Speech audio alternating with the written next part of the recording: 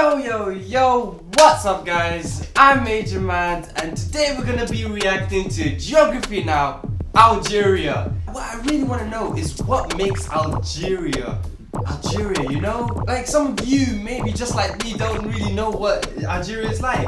And so, let's see if Algeria lives up to its name. As firstly, I know a lot of footballers are great footballers are from there, so let's see if he mentions that. For those of you new to the channel, please make sure to subscribe to my channel just so you can keep updated, and make sure to like my video as well. Right, Algeria, what's more to say? Let's get started.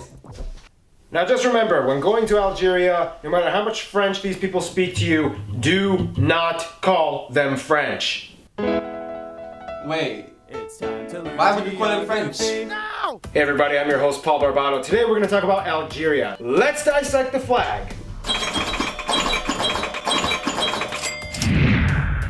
The flag of Algeria is pretty simple, just white, green, and a red crescent and star. The white representing peace, the green representing Islam, and the crescent and star not only representing Islam, but the red of the crescent and star also representing the blood of those who fought for Algeria.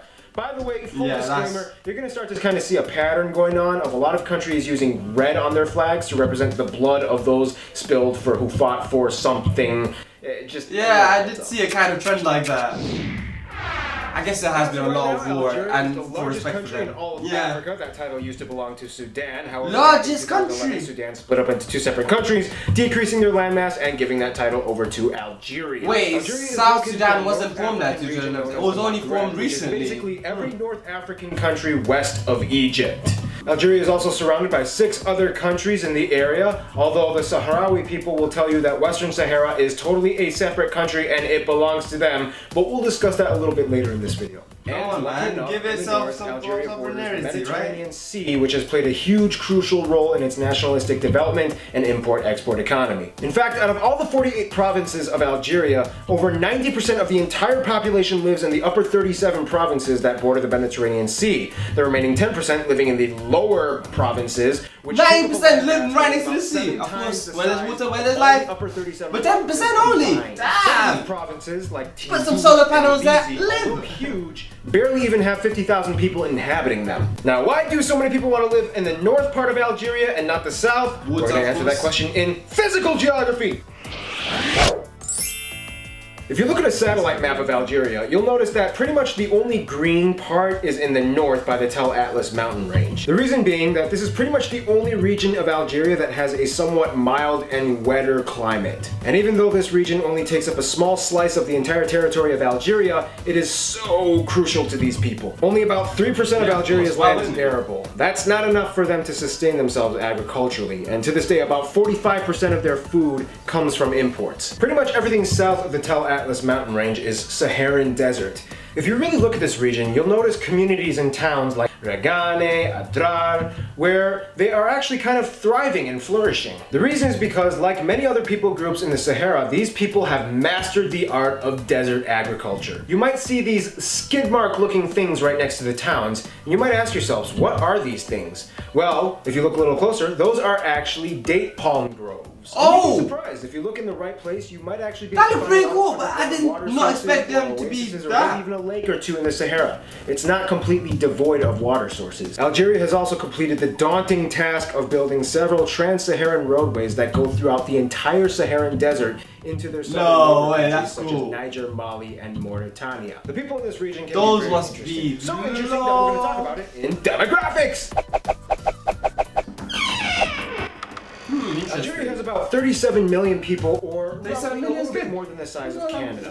You know, I think we're probably going to end up using Canada a lot in terms of population comparison in this series, but The vast majority of these people identify as ethnically Arab Berber. For those of you who don't know, the Berbers are a semi-nomadic people group who have historically occupied the region of the Maghreb for thousands of years prior to any empire or colonial occupation or modern-day country establishment. The Berbers are a fascinating people group that have their own culture, history, and Algerian language, and in fact, to this day, about a third of Algerians speak the Berber language. In fact, Algeria is one of only 30% two countries in the world that considers Berber a national language. Not got their own flag as well. Morocco is the only one that makes it official. However, Algerians really That's an do interesting pick of colors for However, the Berber Berber flag. is so prevalent in many regions of Algeria that you shouldn't be surprised to see trilingual signs posted up all over the place in Arabic, French, and Berber. That's 3 Some languages! of the Berbers in Algeria are also Sahrawi. Now, what does that mean? Sahrawis are basically people who believe that Western Sahara is theirs and it should belong to them, and that it should become an independently recognized sovereign nation under their jurisdiction. See, after Spain left in 1975, the jurisdiction of Western Sahara pretty much went into the hands of Morocco and Mauritania.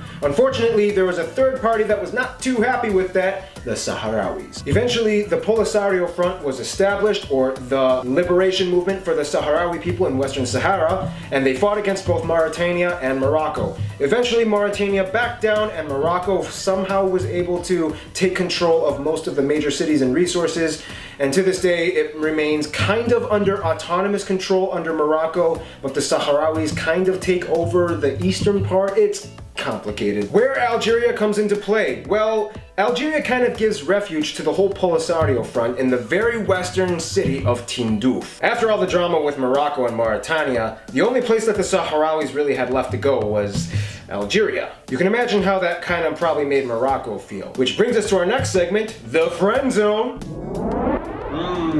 Who are Algeria? When it comes to Algeria, they generally get along with all the other countries in the just Maghreb right region. next to them, But right? when it comes to the Polisario Front thing, it causes kind of a little bit of tension between them and probably Morocco. also have some friends in Algeria Europe is a as well. strong supporter of the Sahrawi independence movement, and Morocco just is not. Now, in terms of business, Greece has always been one of their top trade partners. It also has friendly relations with Cyprus, as it supports the Cyprus side of the Cyprus reunification movement, which doesn't really jive too well with Turkey. Now, when it comes to France, things get a little interesting. See, in the early 1800s, France occupied and settled Algeria and pretty much made it an overseas dependency.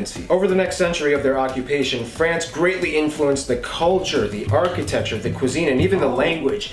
To this day, French is the de facto language of Algeria. However, as you can guess, like most countries in former European colonial empires, Algeria started to kind of fight back. However, after independence, the Algerians kind of realized that the French influence had really permeated their culture so much that they kind of didn't exactly want to completely cut off the French altogether. And despite the drama and historical animosity, Algerians and the French have a relatively well diplomatic relationship today. It's almost kind of like the USA and England. Now, in terms of their closest relationships, Algeria more or less might consider Tunisia and Libya their best friends, considering that both countries support the Sahrawi independence movement, and historically they've had a very rich in cultural similarity and resonance with each other. So in conclusion, Algeria isn't just another North African country, but it's a country that stands for things and survives and builds roads across the desert. You gotta give it to them. Plus they got really good food there.